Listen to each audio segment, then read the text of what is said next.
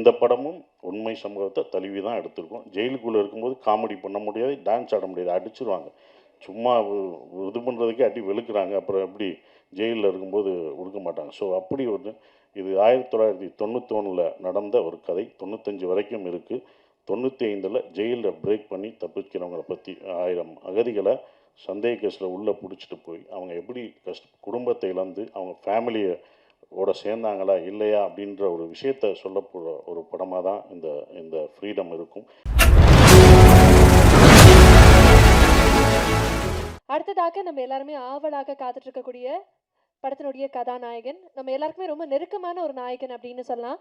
Sasikumar sir, before you come I should definitely tell you, tourist family பார்த்ததுக்கப்புறம் gen Z டெர்மினாலஜியில் சொல்லணும்னா ஒரு பூக்கியாக எங்கள் கண்ணுக்கு தெரிஞ்சுங்க. ஆனால் இதில் பார்க்கும்போது மீண்டும் ஒரு எக்ஸ்ட்ரீம்லி கன்வின்சிங் ஒரு பெர்ஃபார்மராக கண்ணுக்கு தெரியுறீங்க. ரொம்ப ரொம்ப சந்தோஷமாக இருக்குது. இந்த ஒரு வடிவத்தில் மீண்டும் கான்ட்ரடிக்டரியான ஒரு ரோலில் உங்களை பார்க்க போகிறோம் அப்படின்னு சொல்லிட்டு. ஸோ நீங்கள் இந்த படத்தை பற்றி எங்களுக்காக ஷேர் பண்ணணும்னு ஆசைப்படுறோம். So Sasikumar sir, over to you.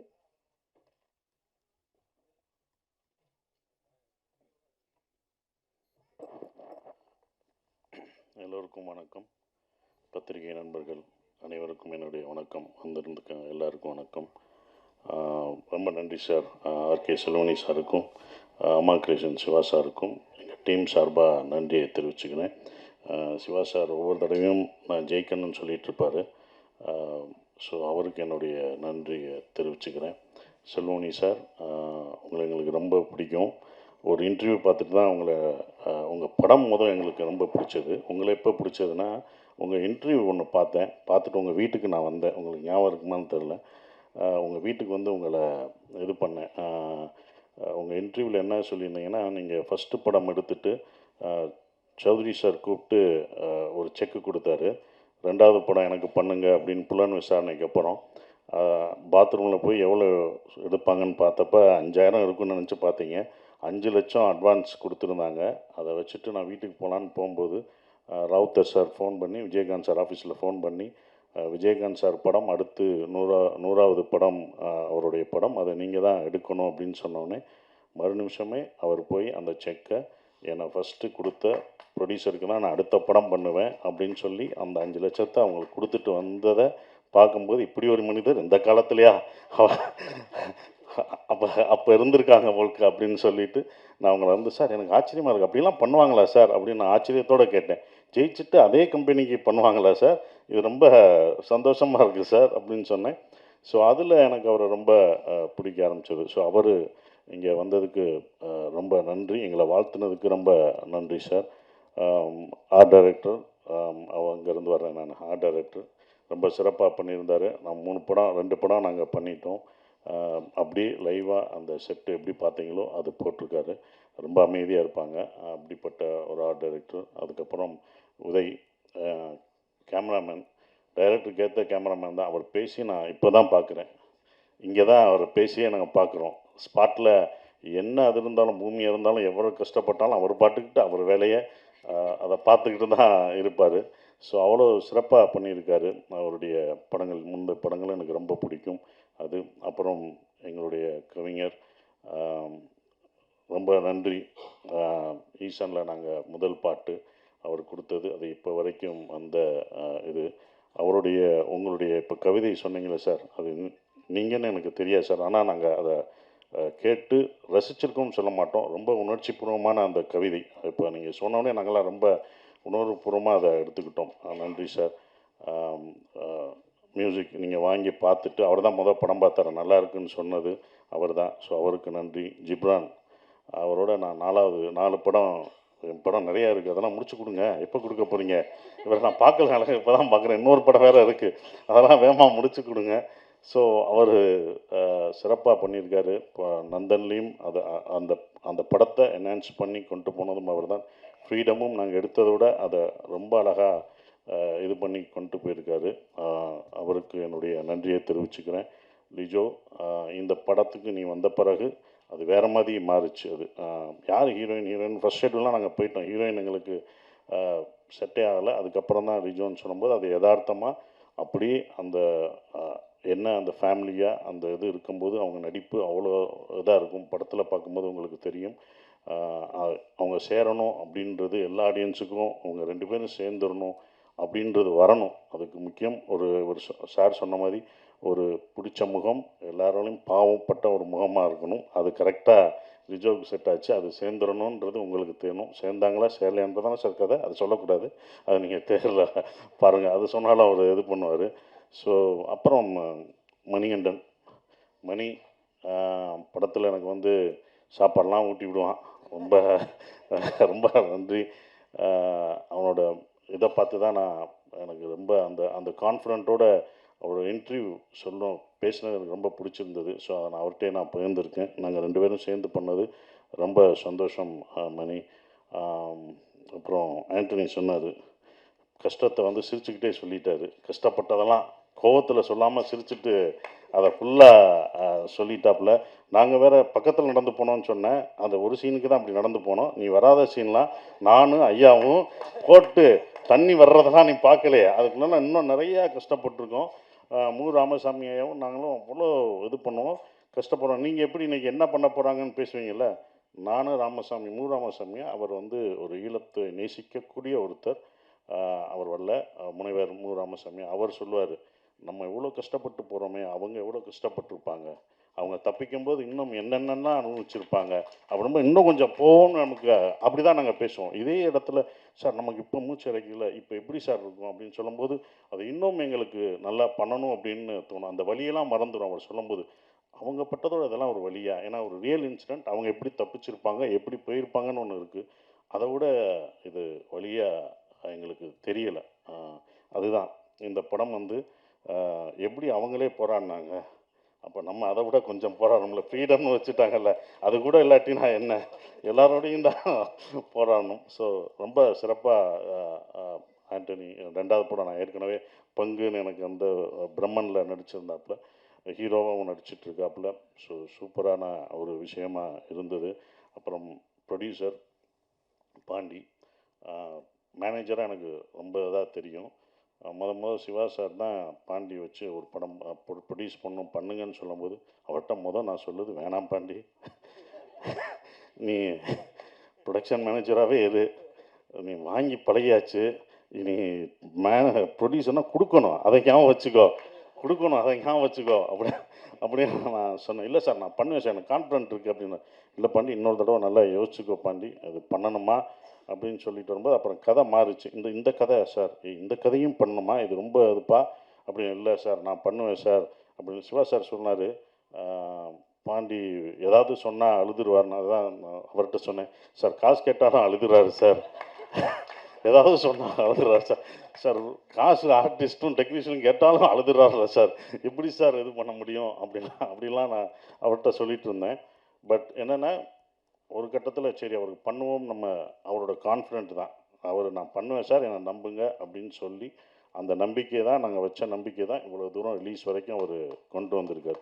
இன்னும் அடுத்த படங்கள் அவர் சிறப்பாக பண்ணணும், இன்னும் நிறையா படங்கள் பண்ணணும். எல்லாமே இருக்குன்னா ஒரு படம் அப்படின்னும்போது எல்லாருக்கும் ஒரு மனஸ்தாபம் இருக்க தான் செய்யும், எல்லாருக்கும் அது இருக்க தான் செய்யும். ஒரு படமாக இருந்தால் ஒரு இயக்குனருக்குள்ளே, ஒரு ப்ரொடியூசருக்குள்ளே, ஆர்டிஸ்ட்டுக்குள்ளே, டெக்னீஷியன்ஸ்குள்ளே எல்லாமே ஒரு மனஸ்தாபங்கள் எங்கேயோ ஒரு இடத்துல இருக்கும். ஆனால் அது முடிஞ்சு அந்த நிறைவாக பார்க்கும்போது அதெல்லாம் பறந்து போயிடும். அந்த வெற்றி அதை மாற்றிடும். எப்போதுமே அது இருக்கும். எந்த படமாக இருந்தாலும் அது இருக்க தான் இருக்கும். சின்ன சின்ன விஷயங்கள்லாம் இருக்க செய்யும். அதெல்லாம் கடந்து இந்த படம் வெற்றி வந்து அதை மறக்கடிக்கணும்னு நான் நினைக்கிறேன். ஃப்ரீடம் படத்தை பற்றி சொல்லணும்னா டூரிஸ்ட் ஃபேமிலி மாதிரி அப்படி நினச்சிடக்கூடாது. அதை நம்ம தெளிவுபடுத்திடணும். என்னடா காமெடி படம்னு சொன்னாங்க ஏன்னா ஆடியன்ஸுக்கு நம்ம தெளிவுபடுத்தணும் ஃபஸ்ட்டு. இது என்ன மாதிரி படம் எப்படி அப்படின்றது. ஏன்னா இது டூரிஸ்ட் ஃபேமிலி மாதிரி உங்களுக்கு வந்து காமெடியோ ஒரு காமெடி ஒரு எல்லாமே இருக்கக்கூடிய படமாக அது இருக்காது. இது வந்து ஜெயிலில் கஷ்டங்களை சொல்ல போகிற ஒரு படமாக தான் இருக்கும். அது தயார்படுத்தணும் ஆடியன்ஸுக்கு. நம்ம ஆடியன்ஸுக்கு வந்து என்ன சொல்லணும்னா என்ன ஜானர்னே சொல்ல மாட்டேங்கிறோம். வந்து பாருங்கன்னு சொல்லிட்டு அவர் வேறு மாதிரி நினச்சி டூரிஸ்ட் ஃபேமிலி மாதிரி வச்சுட்டு இது டூரிஸ்ட் ஃபேமிலி மாதிரி இல்லை வேணாடா இப்படி பண்ணி அப்படின்னு அவங்க சொல்லுவாங்க. அவங்க பக்கம் நியாயம், அது நம்ம தப்பு தான்.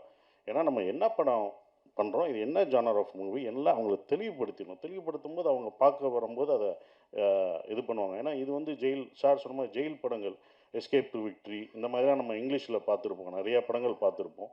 ஆனால் அது உண்மை கதையை தான் அவங்களும் எடுத்திருப்பாங்க. கிரேட் எஸ்கேப் இதெல்லாம் வந்து உண்மை உண்மை சம்பவத்தை தழுவி எடுத்திருப்பாங்க. இந்த படமும் உண்மை சம்பவத்தை தழுவி தான் எடுத்திருக்கோம். ஜெயிலுக்குள்ளே இருக்கும்போது காமெடி பண்ண முடியாது, டான்ஸ் ஆட முடியாது, அடிச்சிருவாங்க.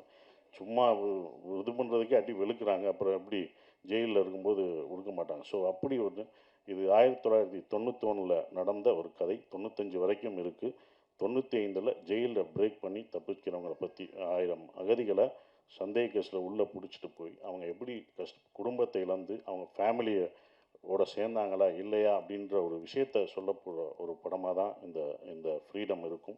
அவங்களுக்கு எப்படி அந்த விடுதலை வெளியில் கிடச்சதுன்றது நமக்கு அந்த அந்த இன்சிடெண்ட் தெரியாது. அப்போ நடந்தபோது 1995 இப்படி ஒரு விஷயம் நடந்திருக்கு. இப்படி ஒரு ஜெயில் பிரேக் வந்து வேலூரில் இப்படி சிறையிலிருந்து தப்பிக்க ட்ரை தப்பிச்சிருக்காங்கன்ற ஒரு விஷயத்தை வந்து நமக்கு தெரியாத ஒன்று. அது வந்து ஏன்னா அப்போ இவ்வளோ மீடியா இல்லை, ஒரு பேப்பர் செய்திகளாக தான் அது இருக்குது, பேப்பர் செய்திகளாக இருக்குது. அது இதாக இந்த படத்தில் நாங்கள் சொல்லியிருக்கோம். அந்த வலிகளையும் வேதனையும் இந்த படங்கள் அப்படியே சொல்லும், யதார்த்தமாக சொல்லும். படம் பண்ணும்போது இப்படி ஒரு படத்தை பாண்டி எடுத்ததுக்கு நன்றியை தெரிவிச்சுக்கிறேன். ஏன்னா ப்ரொடியூசர் தான் இதுக்கு அக்செப்ட் பண்ண. நான் திருப்பி கேட்டேன், ஏன்னா இப்படி ஒரு படம் நான் சந்தோஷமாக இருக்கேன் சார். இப்போ கூட படம் பார்த்துட்டு நல்லா இருக்குன்னு சொல்லியிருக்காரு. அதுக்கு ரொம்ப நன்றி. ஏன்னா ப்ரொடியூசருக்கு தான் அது பிடிக்கணும். அப்புறம் டைரக்டர், நான் ஏற்கனவே ஒரு படம் பண்ணிவிட்டேன். அவரோட ஒர்க் எனக்கு ரொம்ப பிடிக்கும். தோல்வியெல்லாம் கிடையாது, தோல்வியோ வெற்றியோ கிடையாது. நான் மேக்ஸிமம் பண்ணேன்னா புதுமுக இயக்குநர்கள் தான் பண்ணியிருக்கேன். மேக்ஸிமம் இல்லை, எல்லா தடவையும் அதிகமாக நான் பண்ணது 11 12 புதுமுக இயக்குநர்கள் படத்தில் நடிச்சிருக்கேன், ப்ரொடியூஸ் பண்ணியிருக்கேன். அதுக்கப்புறம் தோல்வி இயக்குநர்களுக்கு தான் நான் பண்ணியிருக்கேன். வெற்றி அடைஞ்ச இயக்குனர் ஒன்று தான், அது நாடோடிகள் முடிஞ்சு போராளி சமுத்திரகனிக்கு மட்டும்தான் பண்ணியிருக்கேன். அதுக்கப்புறம் நான் பண்ணதே இல்லை. அது நமக்கு சில விஷயங்கள் இப்படி தான் பண்ணணும்னு வரும், நம்மளை தேடி அப்படி தான் வரும். அந்த மாதிரி தான் இருந்தது. ஏன்னா வெற்றி தோல்வியெல்லாம் பார்க்கக்கூடாது, அடுத்த அந்த அந்த ஸ்கிரிப்ட் என்னவா இருக்குது எப்படி இருக்குன்னு தான் பார்க்கணும். அப்படி தான் இந்த இந்த படத்தை நான் பார்த்தேன். சிவா சார் கொஞ்சம் சீரியஸாக தான் இருப்பார். ஏன்னா அவ்வளோ ஸ்ட்ரெஸ்ஸு அதெல்லாம் தான் இருக்கும், சிரிக்க மாட்டார். படத்துலேயும் எங்களை சிரிக்கவே விடலை. இந்த இடத்துல லைட்டாக அவருக்கு தெரியாமல் நான் சிரித்தேன். அது சார் என்ன ஃபோட்டோவுக்கு சிரிக்கிறீங்க அப்படின்னா, சார் ஃபோட்டோவுக்குன்னா நாளைக்கு அவருக்கு ப்ரொடியூசருக்கு தேவைப்படுமே அப்படின்னு நினச்சி உங்களுக்காக தான் நான் அதெல்லாம் விட்டு வச்சுருக்கேன். நீங்கள் போடுறீங்களா சிரித்து போஸ்டர்லாம், அது உங்களை நினச்சி ப்ரொடியூசரை நினச்சி நான் பண்ணது. அன்றைக்கி போஸ்ட்டு கேட்பீங்க, எங்கே சார் மொதல் நாள் போஸ்ட்டு போடுறோம் சிரித்த மாதிரியே இல்லை, அதே மாதிரி வந்தார். அந்த ஒரு ஃபோட்டோவில் அங்கிட்டு சிரிச்சிருப்பேன், அதை எடுங்க, அங்கே நிறையா சிரித்து வச்சுருப்பேன் அப்படின்ட்டு தான் இருப்போம். ஃபோட்டோவுக்கு சிரிப்பேன், சார் நீங்கள் சிரிக்கக்கூடாது, சிரிக்காமல் எடுங்கன்னு அப்படி திரும்பும்போது அப்படி சிரிச்சிருவேன். எடுத்துகிட்டு இதுதான் பப்ளிசிட்டிக்கு யூஸ் ஆகும், வச்சுக்கூடா, சிரித்த மாதிரி போடும்போது போட்டோம்டா அப்படின்ட்டு தான் இருப்பேன். அதே மாதிரி தான் லிஜோ சிரித்த மாதிரி ஒன்று இருந்தது. அப்போ லிஜோட்ட கேட்டேன், நீங்கள் டைரக்டருக்கு தெரியாமல் தான் இந்த சிரிச்சா அப்படின்னு. ஆமாம் சார் அப்படின்னுச்சு. ஸோ அப்படி தான் அது நடந்தது. ஸோ அவரோட அந்த அந்த கன்சீவ் பண்ண ஒரு விஷயம் இப்படி தான் இருக்கணும், இப்படி தான் வேதனைகள் இருக்கும், இப்படி தான் இருக்குன்றது அழகாக அந்த சிறைச்சாலையில் எப்படி இருந்து எப்படி இது பண்ணாங்களோ அது நிஜமாகவே நாங்கள் ஒவ்வொரு அடியும் நிஜமாகவே விழுந்தது. கையெல்லாம் உடஞ்சது, ஒருத்தன் அடிக்க தெரியாமல் அடித்து என் கையெல்லாம் உடைச்சாங்க. அதெல்லாம் கத்துறேன், ஐயோ ஐயோன்னு கத்துறேன். சூப்பராக நடிக்கிறாரு, சூப்பராக நடிக்கிறார், ஐயோ போட்டான் அதே கையில். நான் சொல்கிறேன், இந்த கை எனக்கு ஏற்கனவே அடிபட்டுருக்கு, நான் வந்து இதாக இருக்குது, இங்கே அடிக்காத, இங்கே எங்கே வேணால் அடின்னு தலையில் தொங்க விட்டாங்க.